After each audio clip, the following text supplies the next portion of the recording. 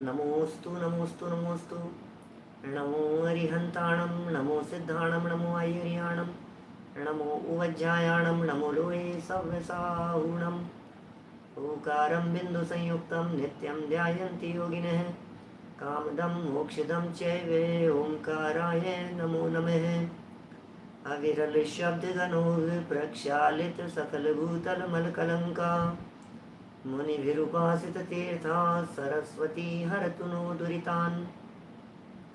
अज्ञानतिमिरान्धानां ज्ञानाञ्जनशलाकया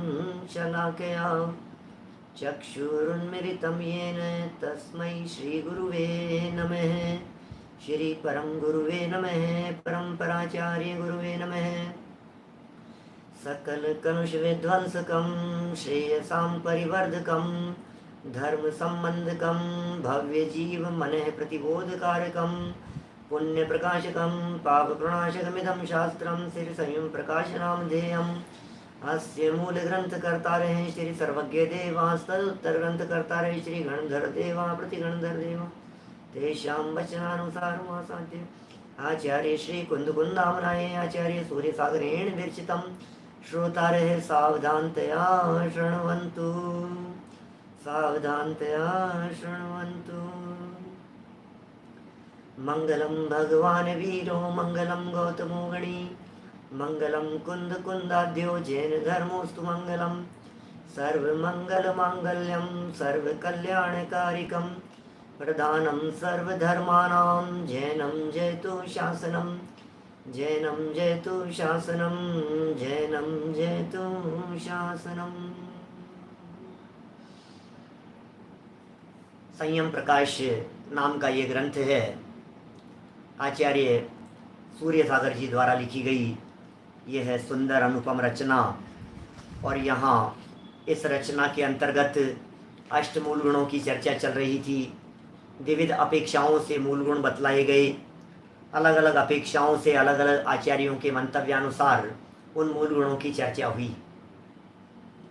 श्रावकों को कितने प्रकार से ये मूल गुण हो सकते हैं और श्रावक कितने प्रकार से इनका पालन कर सकता है, सब चर्चाएं बहुत विस्तार से हुई। और पूरे प्रकरण को देखने पर हमने यह भी पाया कि मूल गुणों की चर्चाएं भी आचार्यों ने अलग अलग तरह से कही है, अलग अलग प्रकार से। माने किसी ने किस प्रकार से मूल गुण बतलाए, किसी ने किस प्रकार से मूल गुण बतलाए, फिर किसको किस प्रकार के मूल गुणों का पालन करना चाहिए, ये बातें भी यहाँ काफ़ी विस्तार से हुई। और सब में तारतम्य बैठाया, तुलना बैठाई। और मूल गुण कम ज़्यादा भी हो सकते हैं, संख्या के अंदर भी जैसा शिष्य वैसा उपदेश, इस तरह की चर्चाएं बहुत हुई है। हमारे लिए ही थी सारी चर्चाएं, अपने जीवन से संबंधित थी, अपनी लाइफ से संबंधित थी। अपने जीवन में अपन लोगों को किस तरह से इन बातों का पालन करना चाहिए, इन्हीं सब बातों को मद्देनजर रखते हुए ये सारी बातें हुई थी। लेकिन फिर भी जब मध्य मांस की चर्चा आती है तो हमारे दिमाग में कहीं ना कहीं खटकता तो है ही, यार हमें मत बताओ यार ये बातें यार। हमें कम से कम अंदर से ये बात आने लगती है, क्योंकि हमने कभी मांस को छुआ नहीं, देखा नहीं, कभी मांस भक्षण करने वालों के समागम सानिध्य संपर्क में नहीं रहे। तो हमें फीलिंग में ये आता है, यार हमें क्यों बता रहे हो, हमें क्यों समझा रहे हो, हमें मत बतलाओ, हमें मत समझाओ, हमें नहीं समझना है। माने ये बातें जरूर दिलो दिमाग में उठती ही उठती है। और जब इस तरह की बातें उठती हैं तो आचार्य देव भी इस बात को जानते थे, आचार्य सूर्य सागर जी भी इस बात को जानते थे कि शायद श्रावक लोग इस तरह का अनुभव कर रहे होंगे मध्यमांस मधु की चर्चाओं में। चलो कोई बात नहीं, आप चिंता नहीं करें। आज सब ऐसी बातें करने वाले हैं जो कहीं ना कहीं हमसे रिलेटेड होगी। आज ऐसी बातें करने वाले हैं जो कहीं ना कहीं हम भी उस दायरे में तो नहीं आते हैं। अपने आप को टटोलना है, अपने जीवन में, अपनी लाइफ में क्या सावधानियां हो सकती है, अलर्ट रहने की ज़रूरत है। बी अलर्ट, सावधान रहिए। माने हमारे लिए शास्त्रों में जो बातें कही हैं सावधानी की, शराब तो नहीं पीते, लेकिन कौन कौन सी ऐसी चीज़ें हो सकती है जो शराब में शामिल हो जाएं। मांस तो नहीं खाते, लेकिन दुनिया में बहुत सारी ऐसी चीज़ें हो सकती है जो हम खाते हैं और कहीं ऐसा तो नहीं हो रहा है कि हमें मांस खाने का पाप लग रहा है। हम शहद तो नहीं लेते, लेकिन कहीं ऐसा तो नहीं है कि हम कुछ ऐसा कर रहे हों जिससे हम अनजाने में ही दोष के भागीदार बन रहे हों। ऐसी कुछ चर्चाएं आज आपके बीच में हम यहाँ कर रहे हैं, प्रत्यक्ष अप्रत्यक्ष रूप से। प्रत्यक्ष तो भले ही नहीं कर रहे होंगे, क्योंकि जानते हुए कौन खाता है। जगत में ये कहावत भी चलती है, आंखों देखी मक्खी नहीं निगली जाती। ये जगत की कहावत है। जानते देखते कौन करता है भाई साहब। हमें तो पता नहीं था, अनजाने में हो गया। लेकिन एक बात ध्यान रखना बंधुओं, जैन दर्शन में अनजाने में किए गए पाप की कोई कटौती नहीं है। अनजाने में किए गए पाप का कोई कंसेशन नहीं है, कोई छूट नहीं है। इस धोखे में मत रहना, हमें तो पता नहीं था। तो इसका मतलब जो अजैन लोग जिन्हें पता नहीं है आलू प्याज जमीकंद के बारे में, वे खाते होंगे तो उन्हें पाप नहीं लगता होगा? खूब पाप लगता है। क्या बात कर रहे हो आप? अरे पता नहीं था भाई साहब, पता नहीं था भाई साहब। जिन्हें पता नहीं होता है उन्हें ज़्यादा पाप लगता है। जिन्हें पता नहीं होता है उन्हें दोष ज़्यादा लगता है। इसलिए हमेशा जानकारी रखिए, इसलिए हमेशा अलर्ट रहिए। हमारी जनवाणी क्या कहती है, हमारा आगम क्या कहता है, हमारे शास्त्र क्या कह रहे हैं।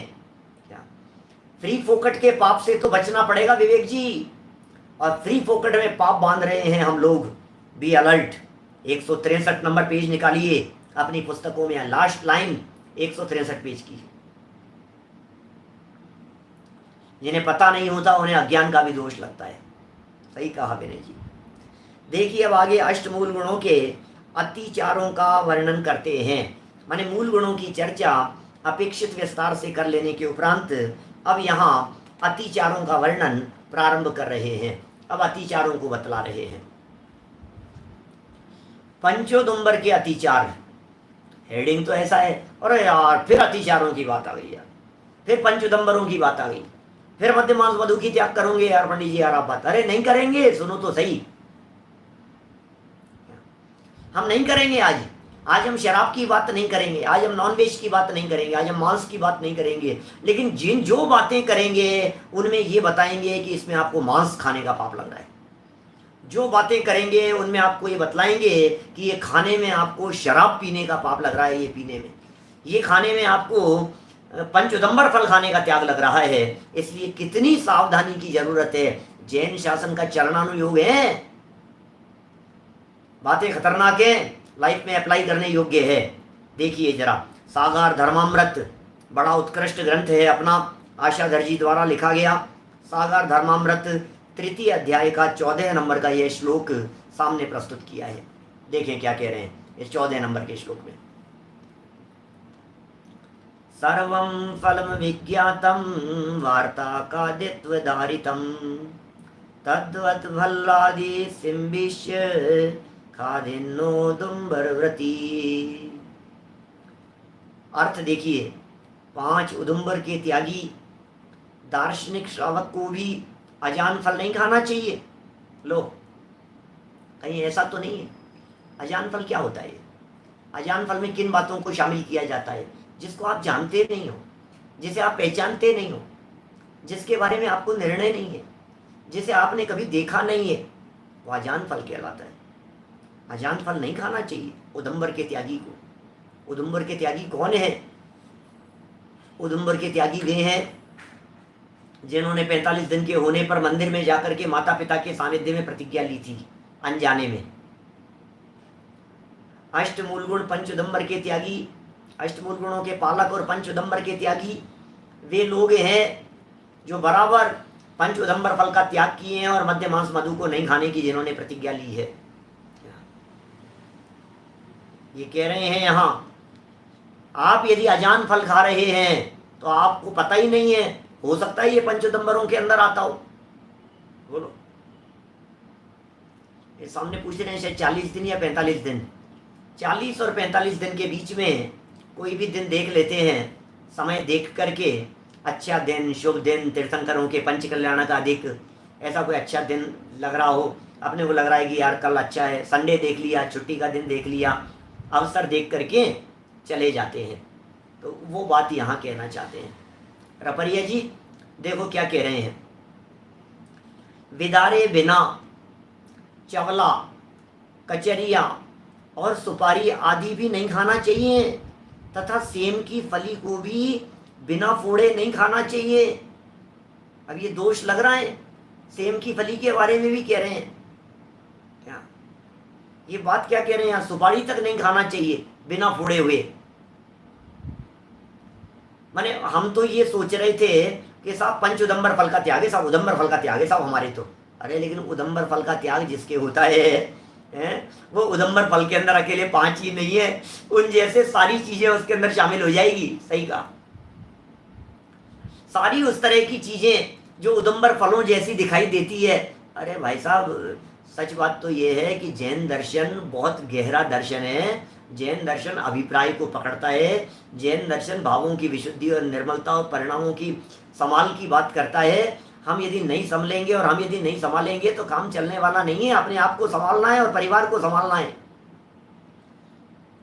सेम की फली को यदि आप नहीं पहचानते हैं राजेश जी साहब, तो इसका मतलब ये है कि आपके लिए वो अजान फल है। बी अलर्ट, खाने योग्य नहीं है क्या। अभी एक बहुत सारे नाम इस तरह के भी आएंगे, कभी किसी क्षेत्र के अंदर किसी नाम से पुकारा जाता है, कहीं कुछ, तो हम नहीं पहचान रहे हैं तो कोई बात नहीं। और आजकल तो सीधा सा साधन है, इन चीजों को पहचानने के लिए आप गूगल पर डालिए और नाम देखिए क्या, तो आप देखिए जरा, नाम डाल दिया आपके पास में पिक्चर आ जाएगी, आपके पास में उसका परिचय आ जाएगा, तो आपको पता लग जाएगा कि ये चीज खाने योग्य नहीं है। बिना फोड़े नहीं खाना चाहिए, ऐसी बात कह रहे हैं यहाँ। भावार्थ देखिए, त्रस्त जीवों से भरे हुए फलों का त्याग कर देना चाहिए। तुच्छ फलों को त्यागना, तुच्छ फल मतलब ये आते हैं ना डांसरे वगैरह, ऐसे छोटे छोटे से बारीक बेर वगैरह आते हैं, झाड़ी बेर देखे आपने, माने झाड़ी में लगने वाले जो बेर होते हैं ना, बोर बेर जो भी आप कहते हैं, रेड कलर के होते हैं, गोल छोटे। अब उनमें अनेक बार ऐसा देखा है, मकोरे जो जो नाम दो आप उनको, तो उनमें चेरी भी इस तरह की ही है, लेकिन चेरी तो ठीक है, चेरी की बात नहीं है यहाँ, चेरी तो नहीं कहा है, लेकिन बात ये कह रहे हैं तुच्छ फलों को त्यागना है ना, झर बेरी के बेर ऐसे। तो वो जो बहुत छोटे छोटे होते हैं, किसी के फेवरेट होंगे, खाने में बहुत अच्छे लगते हैं, मीठे अच्छे लगते हैं, गले हुए हों तो नहीं खाने चाहिए। ध्यान रखो आप, गले हुए तो नहीं है, नहीं तो आपको उदुम्बरों का पाप लगेगा। फिर घुने हुए तो नहीं है, उनमें घुन तो नहीं लग गया है। ये तो जैनी के लिए, जैनी का चरणानुयोग कितना अलर्ट करने के लिए होता है। इसका मतलब चरणानुयोग पालन करने वाला व्यक्ति आलसी नहीं हो सकता, और प्रमादी व्यक्ति चरणानुयोग का पालन कर नहीं सकता। ऐसा भी कह सकता हूं, प्रमादी व्यक्ति जैन नहीं हो सकता और जैन प्रमादी नहीं हो सकता। आलसी व्यक्ति, प्रमादी व्यक्ति जैन नहीं हो सकता, और जो जैन है वो जैन प्रमादी नहीं हो सकता। इसका मतलब क्या है, अलर्ट रहो साहब, सावधान रहो। जैनी व्यक्ति, अरे यार कौन छानेगा, अरे यार कौन बीनेगा, अरे यार कौन देखेगा, अरे भाई कौन ध्यान रखेगा, कौन ध्यान रख करके झाड़ू लगाए, अरे कौन, अरे तुम तो चलने दो यार, ठीक है कोई बात नहीं, हाँ जो कर लिया ठीक। कौन पानी छानेगा, कौन पानी को गर्म करेगा, कौन पानी को उबालेगा, अरे क्या कह रहे हो आप। जैनी व्यक्ति आलसी होता है क्या, सोते पड़ा रहेगा वो व्यक्ति जैनी नहीं हो सकता है। आलसी प्रमादी व्यक्ति जैन नहीं है। जैनों के चरणानुयोग की चर्चाएं चल रही है यहाँ पर। गुने हुए नहीं होने चाहिए, त्रस्त जीवों से भरे हुए और बिना जाने फलों का त्याग कर देना चाहिए। कितनी बातें आ गई है यहाँ, और देखिए सावधानियों की बातें कह रहे हैं। जिन फलों में छिद्र हो, पता है अपन क्या करते हैं, फल में छेद है अपन खा लेते हैं उसको, छेद वाली जगह पर नहीं खाएंगे। एप्पल है, एप्पल में एक जगह पर छेद हो रहा है, हम उसके बराबर से उसके पीस करेंगे, उसके साइड से वो जो छेद वाली जो जगह है ना उसे छोड़ देंगे अपन, और साइड वाले को खा लेंगे। कह रहे मत खाओ ना यार, क्या है इतनी लालसा क्यों है खाने की, छोड़ दो उसको। जिन फलों में छिद्र हो ऐसे फलों को भी छोड़ देना चाहिए। और साबुत फल बिना फोड़े नहीं खाना चाहिए, जो भी साबुत फल हो वो भी नहीं खाना चाहिए। तो कितनी तरह की ऐसी चीज़ें होती हैं जो खाने योग्य होती हैं लेकिन साबुत खाने योग्य नहीं होती है। जैसे आपके ये आते हैं ना मखाने, ताल मखाने, ताल मखाने बिना फोड़े नहीं खाएंगे। काजू है, काजू, अब काजू तो ड्राई फ्रूट है। अब इस काजू को आप क्या करेंगे, जब तक इस काजू की 2 पीस बराबर के नहीं होंगे, टुकड़ी नहीं होंगी, तब तक यदि आप उसको साबुत काजू को यदि आप खा रहे हैं तो आपको ये खाने का पाप लग रहा है। इलायची है, इलायची को यदि आप बिना छीले हुए खा रहे हो, इलायची खोली नहीं आपने, उसको इलायची को खोला नहीं और सीधा आपने उसको मुंह में रख लिया है, तो आपको त्रस्त जीवों के घात का पाप लगता है क्या? बादाम में तो नहीं होते हैं, बादाम तो पैक होता है, खुल सकता हो तो खोलिए, लेकिन बादाम तो पैक चीज है ना, वो तो उसके उसके उसके 2 पीस होते हैं बादाम के, हो जाते हैं शायद, खोलते हैं तो कितनी बातें कह रहे हैं। जैसे नारियल बिना बिना फोले बिना फोड़े हुए नहीं खाएं उसे, सुपारी, सुपारी भी बिना फोड़े हुए नहीं खाएं, गोला, बेर, जामुन और भी जैसे अजान फल, बिना छना पानी, पहले छना हो, अब ये बिना फोड़े के अंदर लिया ये सब, ये बेर जामुन जो है ना, ये अजान फल, गोला, सुपारी, इन सबको फोड़े हैं आप पहले। नारियल खाने का निषेध नहीं है, ये सब खाने का, सुपारी खाने का वो निषेध नहीं है, सूखी है, बिल्कुल सूखी हुई चीज होती है, लेकिन फोड़ करके खाएं क्योंकि अंदर जीव हो सकते हैं, कीड़े आते हैं, बादाम में भी कीड़े आते हैं, आप बादाम को भी खोल करके खाएं, ठीक है ना। ड्राई फ्रूट के 2 फांक हो सके उसे बिना फोड़े नहीं खाना चाहिए। ड्राई फ्रूट के किसी भी चीज़ की बात कर लीजिए आप, छोटी इलायची भी जो होती है खोल करके खाएं उसे। चलिए और क्या कह रहे हैं, बिना छना पानी हो, फिर 2 घड़ी पीछे बिना छना नहीं पीना, इन सब को देखभाल कर लेना चाहिए, अन्यथा अतिचार लगेगा। अतिचार का मतलब समझ गए हैं आप, अतिचार का मतलब अकेला दोष नहीं होता है, अतिचार का मतलब आप जैन नहीं है ये कहना चाह रहे हैं, क्योंकि 5 उदंबर फल खाने में आ गए आपके, उदंबर फलों का अतिचार कह रहे हैं यहाँ। तो अतिचार किसका कह रहे हैं, अतिचार का मतलब आपका फल गया, आपका भोजन गया, मतलब आप खाने में आ गया आपके, माने ये कह रहे हैं आपकी सावधानी और आपकी सुरक्षा, सावधानी भी आप रखें और सुरक्षा भी आप रखें।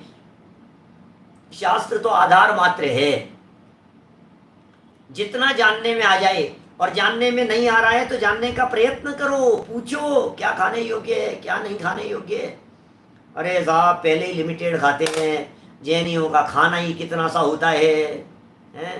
जैनियों का तो खाना ही बहुत थोड़ा सा है, फिर भी पंडित जी आप ये क्या कर रहे हो, ये कितनी बातें बता रहे हो, भगवान क्या करेंगे, खाना ही छोड़ दें हम तो, आप क्या चाहते हो, खाना ही छोड़ दें क्या हम, क्या भाई साहब अतिचार लगेगा, सावधानी पूर्वक खाना, विचार विवेक तो होना चाहिए आप में, विवेक बुद्धि रखो, जहाँ नहीं समझ में आए छोड़ दो, और राग है और आप सेवन कर रहे हो तो ठीक है, अब कितना बचोगे और कितना खाओगे, जितना होगा उतना होगा, आप क्या करेंगे।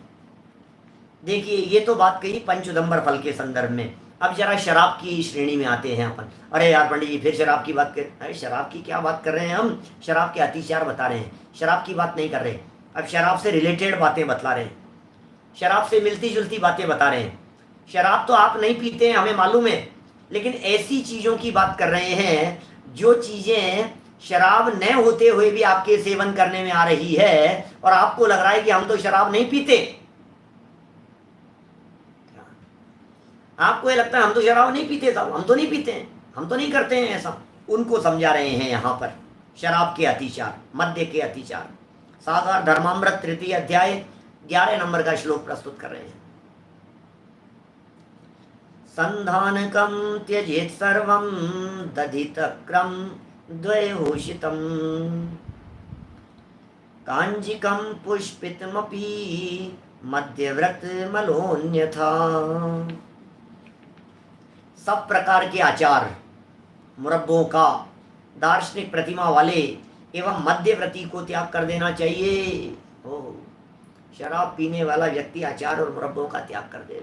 आप अचार खाते हैं, आप थम्स अप लेते हैं, आप पेप्सी लेते हैं, आप कोल्ड ड्रिंक्स लेते हैं, आप पैक डब्बे के अंदर जो चीज़ें आती है, जो ड्रिंक आते हैं मार्केट के अंदर जो मिलते हैं, क्या वो आप लेते हैं?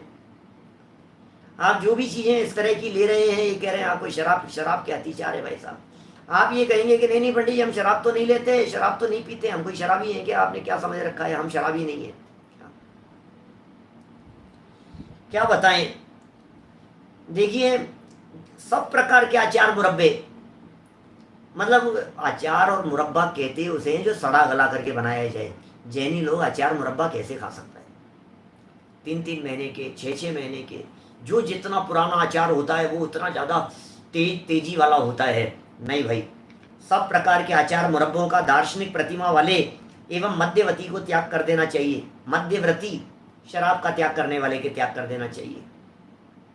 तथा जिसे 2 दिन या रात व्यतीत हो चुकी है, ऐसे दही नहीं खाने चाहिए, मठा नहीं लेना चाहिए, और जिस पर फूल आज आ गए हों, ऐसे कांजी को भी छोड़ देना चाहिए। फूल फफूंदी आ जाती है ना, वाइट कलर का, ऊपर जिसके ऊपर आ गई है, वो त्रस जीव है। वो जो फफूंद वाइट दिखने लगी है, कई लोग क्या करते हैं, कुछ ऐसा बनाया आपने, समझिए आप आंवले वगैरह का, ज़्यादा पुराना तो अचार नहीं खाते हैं, 3 दिन का खाते हैं मान लीजिए आप। अब वो 3 की जगह 4 दिन हो गए, 5 दिन हो गए, फंगस लग जाती है उसके ऊपर, वाइट फंगस कहते हैं। इसी तरह की फिर क्या करते हैं, नीचे का तेल उसके ऊपर डाल देते हैं, उसको चम्मच से हिला देते हैं, तो सारी फफूंद सब बराबर हो गई। 2 करके खा लो उसको, ऊपर से साफ कर दो, ऊपर से हटा दो उसको। नहीं, सही है, कुछ नहीं है, चम्मच घुमा दी उसके ऊपर। अरे क्या कर रहे हो आप? आपको पता है अनगिनती त्रस जीवों का घात कर दिया आपने, त्रस जीवों का घात कर दिया। मांस, शराब पीने का पाप लग रहा है उसके अंदर आपको। 2 दिन 2 रात बीत चुकी हो, जिसको आप कहते हो ना खट्टा दही हो गया है, 2 रात यदि बीत चुकी है उस दही को, क्या वो खाने योग्य नहीं है? आप क्या कहते हैं, ये आज का दही है, ये कल का दही है? क्या कल वाला है, ये पुराना दही है? क्या करें? नहीं, एक दिन ज़्यादा पुराना हो जाता है ना। लोगों के यहाँ घरों में मैंने सुना है, देखा है, कढ़ी बनती है, कढ़ी। एक दिन पुराने दही की कढ़ी बने ना, तो उसमें खटास थोड़ा सा अच्छा आता है दही की कढ़ी में, बेसन की बना करके। अरे महाभक्ष्य है वो। पहले तो कढ़ी अभक्ष्य है, बेसन के साथ में मिला करके अभक्ष्य है, और फिर ऊपर से उसमें आपने 2 दिन पुराना डाला है दही। 2 दिन पुराना दही भी अभक्ष्य हो गया। वो त्रस जीवों का घात हो रहा है उसके अंदर। ये शराब पीने का चलित रस हो गया है। इसको शराब की श्रेणी में क्यों लिया है? क्योंकि मादकता उत्पन्न करने वाला हो रहा है। क्या फ्रिज में रखा है, फ्रिज में रखा है। अरे हमारे बहुत सारे त्यागी व्रती लोग तो फ्रिज में रखी हुई चीज का सेवन नहीं करते। फ्रिज माने अभक्ष्य का स्थान। अब ठीक है, हमसे नहीं छूट पा रहा है, आपसे नहीं छूट पा रहा है, अपने से नहीं छूट पा रहा है, तो कोई बात नहीं, आप रखिए, कोई बात नहीं। कई चीज़ें होती है, ऐसे फल वगैरह होते हैं और होते हैं फ्रीज वगैरह में रखे हुए, 2 दिन चल गए, फल रखे हुए हैं, आम रखे हुए हैं, एप्पल रखी हुई है फ्रीज में, ठीक है, कोई बात नहीं। लेकिन 2-2, 3-3 दिन से जो दही चले आ रहे हैं, अच्छा ये जो बाजार का जो दही आता है, ये बाजार के दही के अंदर तो जावण मिला हुआ होता है। बाजार की छाछ बिल्कुल प्योर, वो मतलब शराब है वो।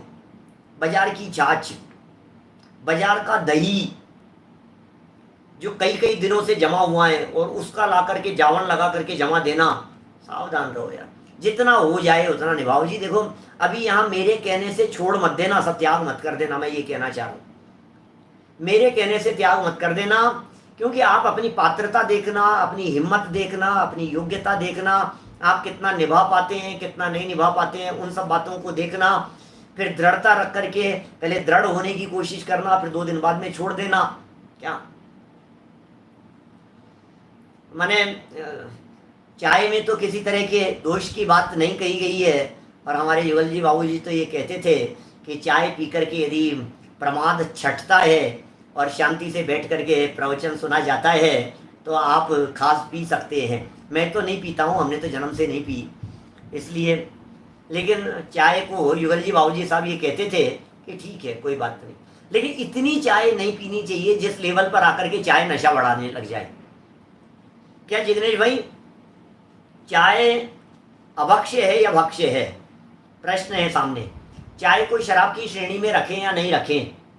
यदि वो चाय आपके नशे जैसी हो गई है, यदि वो चाय आपके लिए इस तरह की हो गई है कि चाय नहीं पियो तो माथा गर्म हो गया, चाय नहीं पियो तो चैन नहीं पड़ रही है, चाय की एक तलब उठती है, तो समझ लीजिए फिर वो आपके लिए नशा कारक अभक्ष्य जैसा है। आदत नहीं बने, और फिर आदत नहीं बने इसके लिए ये हो सकता है कि चाय आप कभी सुबह पी ले में, कभी दोपहर में पी ले में, कभी पी ली तो पी ली और नहीं पी ली तो नहीं पी ली। ऐसा नहीं भी पिया तो क्या फर्क पड़े, नहीं उसमें क्या हो गया। आदि नहीं होना चाहिए, फिर वो व्यसन की श्रेणी में चला जाएगा। उसके बिना यदि नहीं चलता है तो फिर वो अभक्ष्य की श्रेणी में चला। अरे यहाँ तो अभक्ष्य की चर्चा नहीं चल रही है, यहाँ तो जैनत्व संस्कार की चर्चा चल रही है भाई साहब। भक्ष्य अभक्ष्य प्रकरण तो आगे आएंगे जब विस्तार से करेंगे। अभी यहाँ भक्ष्य अभक्ष्य का मैटर नहीं चल रहा है। अभी तो यहाँ जो मैटर चल रहा है ये कह रहा है कि कहीं हम शराब तो नहीं पी रहे हैं कि नहीं पीते। कि आपने 3 दिन पुराना दही खाया था? 3 दिन पुराना दही था, खाया था सब, 3 दिन पुराना था दही। सुनो सुनो सुनो, उस 3 दिन पुराने दही खाने में आपके शराब पीने जैसा दोष लग रहा था। और क्या बात कर रहे हो पंडित जी आप, दही में भी शराब? अरे भाई ऐसा ही है क्या? देखिए ये सब हो गया, भावार्थ पढ़ता हूं इसका, जरा देखिए भावार्थ में क्या कहते हैं। मध्यवर्ती को नशीले पदार्थ जैसे तंबाकू नहीं खाना चाहिए। कोई व्यक्ति यदि तंबाकू खा रहा है तो इसका मतलब वो व्यक्ति भी शराब के अतिचारों के अंतर्गत आ गया है और उसके जीवन में भी जैनत्व नहीं उतरेगा। कोई अफीम खा रहा है, कोई गांजा खा रहा है, कोई भांग पी रहा है, कोई कोकीन खा रहा है, आसव, अरिष्ट, कोदों का रस, कांजी, संधान माने अचार, मुरब्बे, मर्यादा के बाहर के दही, छाछ, सारी बातें आ गई। अब इनमें जितने शब्द समझ में आवे और आपके सेवन में आ रहे हो कहीं और आप उचित समझते हो तो टेम्परेरी लेवल पर त्याग कर करके फिर उसका परमानेंट त्याग कर देना। एक साथ नहीं, धीरे धीरे करना, धीरे धीरे छोड़ना, परिपक्व होना और परिपक्व होकर के फिर उनका फिर हमेशा के लिए त्याग करना। जितना बन सके उतना करना। मुख्यतः राग की तीव्रता नहीं हो, तलब नहीं हो, तड़प नहीं हो, उसके बिना चलता नहीं है, ऐसा नहीं हो। और चलता नहीं है इस बहाने आप कुछ भी सेवन करने लगो, ऐसा भी नहीं होना चाहिए। क्योंकि आज समाज में देखा जा रहा है बहुत सारी चीज़ें ऐसी होती है जिनके बारे में हम ये कह देते हैं यार हमारा तो चलता नहीं है इसके बिना बड़ी चलता नहीं है। आप द्विदल के संबंध में ही क्या बताऊँ, चलता नहीं है यार। फिर मामा जी के जाओगे तो क्या करोगे, फिर बुआ जी की जाओगे तो क्या करोगे, फिर अपनी मौसी के क्या करोगे, फिर उनके यहाँ क्या करोगे, फिर ऐसे सब जगह ही होता है, फिर दिक्कत होती है। फिर आपने तो त्याग कर दिया, आप तो जो छोड़ करके बैठ गए, अब फिर दूसरे लोग फिर परेशान होते हैं सब। नहीं भाई, आप निभाएंगे तो निभेगा, आप दृढ़ता रखेंगे तो जरूर हो पाएगा, और आप यदि दृढ़ता नहीं रखेंगे तो फिर कुछ नहीं हो सकता है। ठीक है ना। ये चाय की बगिया और फैक्ट्री के संदर्भ में कह रहे हैं, देखी है हालत खराब है। क्या उकाली पी लो संजय जी साहब, अच्छी चीज़ है। उकाली में क्या है, शुद्ध सात्विक हो, लेकिन फिर उसमें भी वही बात आएगी, हमारे साथी कहेंगे दूध पीना चाहिए कि नहीं पीना चाहिए। अरे भाई शुद्ध सात्विक लो, आप जितना कर सकते हो, जिस तरह से आप ले सकते हो उस तरह से लेना चाहिए आपको, विधिवत सोच करके। नहीं तो अरे हम तो ये हमने तो उस दिन भी पहले भी कही थी आपसे ये बात, और आज फिर कहते हैं, हम तो ये चाहते हैं कि आपका खाना पीना सब छुड़ा देवे। हम तो ये चाहते हैं कि आप खाओ पियो। अरे साहब पंडित जी क्या बात कर रहे हो, खाओ पियो। अरे हम ये चाहते हैं कि आप अंदर की चीज़ लो, हम ये चाहते हैं कि आप आत्मा का स्वाद लो। हम ये कहते हैं कि आपको खाना खाने की ज़रूरत नहीं पड़े, हम ये कह रहे हैं कि आपको खाने की ज़रूरत नहीं पड़े, ऐसी तृप्ति मिले और बिना भोजन ही आपके शरीर में एनर्जी बनी रहे। हम ये चाहते हैं एनर्जी। और ये खाएंगे नहीं शिथिल हो जाएंगे, खाएंगे नहीं तो कमज़ोर हो जाएंगे, खाएंगे नहीं तो ऐसा हो जाएगा। अरे कुछ नहीं होगा, तुम क्या सोचते हो, खाएंगे नहीं तो क्या होगा। नहीं खाएंगे तो कमजोर। अरे हम कहते हैं बिना दूध के भी, बिना घी के भी, बिना मक्खन के भी, बिना ड्राई फ्रूट्स के भी आप में एनर्जी आ सकती है। पंडित जी आप में इतनी एनर्जी आती कहाँ से है? भाई साहब ये एनर्जी तत्व ज्ञान के अवलंबन से आती है। क्या सब तरह से एनर्जी मिलती है भाई साहब। इस तत्व ज्ञान से भी एनर्जी मिलती है, वस्तु स्वरूप के विचार से भी एनर्जी मिलती है, इससे भी पावर मिलती है। अरे हमारे पास में सीधी पावर आती है सर्वज्ञ भगवान की। सर्वज्ञ शासन जयवंत वर्ते, सर्वज्ञ भगवान का शासन है ये, वहां से डायरेक्ट एनर्जी आती है। और कई लोग ऐसे आज के जमाने में हुए हैं जो ये कहते हैं इन लोगों को तो सीमंदर भगवान से एनर्जी मिल रही है, विदेश क्षेत्र से आ रही है इनकी एनर्जी। तो इनका कांटेक्ट चलता है भाई साहब, विदेश क्षेत्र में कोई सीमंदर भगवान है, जम्बूद्वीप के अंदर ऐसा ऐसा है, इनका वहां से कुछ हो रहा है, वहां से डायरेक्ट क्या हाँ हाँ हो रहा है, सीमंदर संदेश सुनाने आए हैं, सीमंदर भगवान की बात बतला रहे हैं। बोलो मैंने ये जो बात कह रहे हैं ये इन बातों को किस तरह से पालन करना। मध्यवर्ती के नशीली पदार्थ जैसे तंबाकू नहीं होंगे। तंबाकू अगर खाते हैं, गुटखा जर्दा ऐसे खाने वाले लोग, मैंने बतलाया था एक बार, हमारे दीवान जी छोड़ दिया उन्होंने सब। अरे तो एक नाम आ जाता है बार बार में घूम फिर करके, लेकिन वैसे कई लोग, और छोड़ना चाहिए। और जो साधर्मी आपको खाते हुए दिखाई दे रहे हो, साधर्मी हैं, स्वाध्यायी हैं, आप हाथ पकड़ करके कहिए यार प्लीज हम आपसे बात नहीं करेंगे। आप उनको थोड़ा दृढ़ता से कहिए नहीं यार ये चीज नहीं चलेगी, आप इसको खाना छोड़ दो, कहो आप उनको, और समझ में आएगी और लोग छोड़ेंगे भी। देखिए तंबाकू, अफीम, गांजा, भांग, कोकीन, सब अरिष्ट क्या होता है ये, कोदों का रस, कांजी, संधान माने तो होता है आचार, मुरब्बे, मर्यादा के बाहर के दही की कैदी, फूई वाली चीजें हो गई, सड़ा हुआ मांड, ताड़ व खजूर का रस, ओहो, मध्य के पात्रों का भोजन, शराब के जो पात्र हैं उनमें रखे गए भोजन का क्या होगा, शराब के पात्रों का भोजन, तथा मद्यपाई के हाथ का भोजन, शराब पीने वाले के हाथ का भोजन, एवं मद्य का व्यापार भी त्याग देना चाहिए, अन्यथा अतिचार लगेगा। ओहो क्या कहें भाई साहब,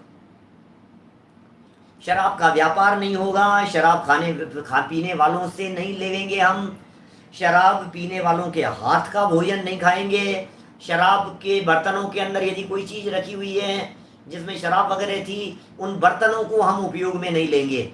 ऐसे गिलास वगैरह, आप ये 5 स्टार होटल वगैरह में चले जाएंगे ना आप, तो आपको ऐसे ही गिलास मिलेंगे। आप यदि वहाँ के बर्तनों को यूज में ले रहे हैं ना, प्रथम तो वो अपने रहने जाने योग्य जैसे स्थान नहीं है। यदि रहना पड़े, मान लीजिए कभी कभी हमारे सेमिनार जो हैं इस तरह के होते हैं, जैन सेमिनारों की बात कर रहा हूँ, प्रवचनों की बात कर रहा हूँ मैं, विदेशों में कई बार हमारे इस जगह इस तरह से होते हैं, मैरियट वगैरह के अंदर हो रहे हैं, समझ लो आप जहाँ हम ठहरे हैं, अब ठहरना पड़ता है, क्या करेंगे, जैन सेमिनार है, हमारे प्रवचन हो रहे हैं, आयोजन हो रहे हैं वहाँ पर, तो हम कुछ भी नहीं खाते, वहाँ का भोजन हम किसी के घर जाकर के ही करेंगे या घर से ही कोई लेकर के आएगा क्या, मतलब उस होटल के बर्तनों के अंदर आप सोचो कि उनके गिलास पड़े हुए हैं, कांच के में तो हम वैसे ही नहीं लेते, अब स्टील के तो होते नहीं है होटलों के अंदर, लेकिन जो लेते हो वो कांच का गिलास है, उस कांच के गिलास के अंदर आपने अपना पानी डाल करके भी पी लिया, तो ये कह रहे हैं मद्य का अतिचार है। इसलिए बहुत सावधानी रखनी चाहिए, अन्यथा अतिचार लगेगा। चलो मांस के अतिचार की तरफ बढ़ते हैं, समय सीमित है आज थोड़ा सा। मांस के अतिचार, चर्मस्तमंभः स्नेहश्च हिंव संहृत चर्म च सर्वं च भोज्यं व्यापन्नं दोषः स्यादामिष व्रते। सागर धर्मामृत 3 अध्याय का 12 नंबर का ये श्लोक है। चमड़े के पात्रों में रखा हुआ घी, पहले तो बहुत चलता था, आजकल तो नहीं होता होगा, लेकिन अभी भी बहुत सावधानी रखनी चाहिए। आप घी कहाँ से ला रहे हैं, किससे ले रहे हैं, किसका बना हुआ है, कहाँ का है, बाजार का है तो कौन बना रहा है, कहाँ रख रहा है, किन को स्टोर, किस में स्टोर करके वो रखता है, चमड़े के पात्रों के अंदर रखा हुआ घी, जल, तेल आदि, तथा चमड़े से आच्छादित, चमड़े से ढका हुआ है, चमड़े का तो नहीं है, चमड़ा तो नहीं है लेकिन चमड़े से ढका हुआ था, तथा संबंध रखने वाले हींग, हींग के बारे में तो सुना है हमने, चमड़े वगैरह के अंदर रखा जाता है कि चमड़े से कहीं ना कहीं उसका कुछ संबंध होता है। ये अपने यहाँ प्रताप नगर वगैरह के अंदर शुद्ध इस तरह का काम करने वाले लोग हैं, अपने साधर्मी, वो लोग बनाते हैं, या हींग वगैरह शुद्ध, वहाँ शुद्धता की कहते हैं कि अपने साधर्मियों के लेने जैसा। लेकिन ये हींग यदि वो चमड़े के अंदर है, बाजार से खरीद करके ला रहे हैं, कहाँ है, किस जगह का है, एवं स्वाद से चलित भोजन, ये बड़ी खतरनाक बात है। स्वाद से चलित भोजन, यदि भोजन स्वाद से चलित हो गया है, जिसे चलित रस कहेंगे अपन, स्वाद बिगड़ गया है, रसगुल्ला था 3 दिन पुराना हो गया और स्वाद बिगड़ गया उसका, खाने योग्य नहीं है। घर में लड्डू बने थे, टेस्ट बिगड़ गया उनका, यार स्वाद में थोड़ा सा फर्क आ गया है, अब वो बात नहीं है। डोसे थे, सुबह के बने हुए थे, शाम को थे, गर्मियों का समय है, वो क्या हो सकता है पता नहीं। मैंने सुना है ऐसा हींग के संदर्भ में प्रताप नगर के कुछ साधर्मियों से। देखो कह रहे चलित रस, जो रस चलायमान हो जावे, क्या माने जिस भोजन का स्वाद बिगड़ जावे, उसका उपयोग मांस के त्यागी को नहीं करना चाहिए, अन्यथा अतिचार लगता है, अदरवाइज आपको दोष लगेगा। मांस के त्यागी व्यक्ति हो आप, आपको उसका सेवन नहीं करना चाहिए। भावार्थ कह रहे हैं चर्म के बर्तनों में रखा जैसे घी, चमड़े के बर्तनों में रखा घी, तेल, जल, हींग, चमड़े से ढका हुआ नमक, चमड़े की चालनी, सूपड़ा, उनका छना आटा आदि, चमड़े से ढका दूध, दही, छाछ, मांस खाने वाले के बर्तन। अब मांसाहारियों के बर्तन, जो लोग, वही आपको, आप वेज नॉन वेज होटल में जाएंगे तो प्लेटें थोड़ी ना नई आएगी आपके लिए, आप नहीं खा सकते। या उनका बनाया एवं लाया हुआ भोजन, जो मांस आदि खाते हैं, बनाते हैं, लाते हैं। बीधा हुआ अनाज, बीधा अनाज भी बहुत खतरनाक है। बाजार से जो लोग गेहूं लाते हैं, गेहूं नहीं, बाजार का जो आटा लाते हैं, बाजार का जो बेसन लाते हैं, बाजार से जो लेकर के आते हैं, पता नहीं बीधा हुआ कहाँ कहाँ का कैसा बना हुआ। बीधा हुआ समझ गए ना, जीव पड़ गए थे, वो तो मशीन में डालते हैं, ऊपर से मिक्सी में डालेंगे, अपनी उसमें डालेंगे, चक्की में, और सब ऐसा हो जाएगा, है ना। और भी इस प्रकार के पदार्थ त्याज्य हैं, अन्यथा मांस भक्षण का अतिचार लगता है। मधु के अतिचार, प्रायः पुष्पाणि नाशनीयान मधुव्रत विशुद्धे, वत्स्यादिष्वपि मध्वापि प्रयोगम नार्हति व्रति। सागर धर्मामृत अध्याय 3 13 नंबर का श्लोक है। मधु त्याग व्रत को पालन करने के लिए प्रायः करके फूलों को नहीं खावें, और व्रती पुरुष वस्त्यादि कर्मों में भी मधु आदि का उपयोग न करें, शहद का उपयोग नहीं करें। किसी भी वस्त्यादि, मतलब कोई घर के कामों के अंदर भी कोई सेवन कर रहे हैं, कहीं लगा रहे हैं, लेपन कर रहे हैं, नीचे कह रहे हैं, देखो भावार्थ पढ़ के पूरी करता हूं मैं बात को। रोग की शांति के लिए प्राण त्याग होने पर भी शहद नहीं खाना चाहिए। वैद्य जी ने कह दिया भाई साहब एकमात्र शहद ही उपाय है, शहद के बिना तो आपके प्राण निकल जाएंगे, कोई बात नहीं, मुझे मरना मंजूर है लेकिन शहद खाना मंजूर नहीं है। बोलो, हैं तैयार इसके लिए? मरना मंजूर है मेरे को, शहद खाना मंजूर नहीं है। शहद खाने से अहिंसा धर्म रह ही नहीं सकता, अहिंसा धर्म ही नहीं रह सकता है शहद खाने से। इससे दुर्गति की प्राप्ति होती है। जिन पुष्पों से त्रस्त जीव अलग नहीं किए जावे, ऐसे पुष्पों को त्याग देना चाहिए। ऐसे फूल, उनका सेवन नहीं होना चाहिए, उन्हें भी त्याग देना चाहिए।